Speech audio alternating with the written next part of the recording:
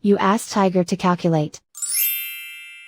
This deals with linear inequalities with one unknown. The final result is s smaller than 4. Let's solve it step by step. Group all constants on the right side of the inequality. Add 50 to both sides.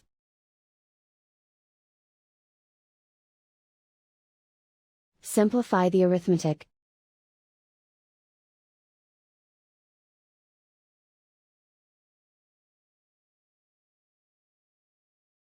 Isolate the s.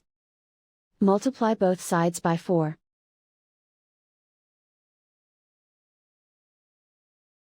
Group like terms.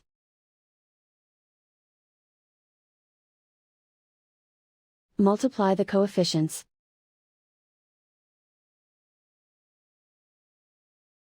Simplify the fraction.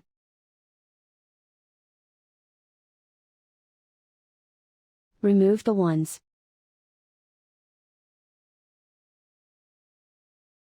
Plot the solution on a coordinate grid.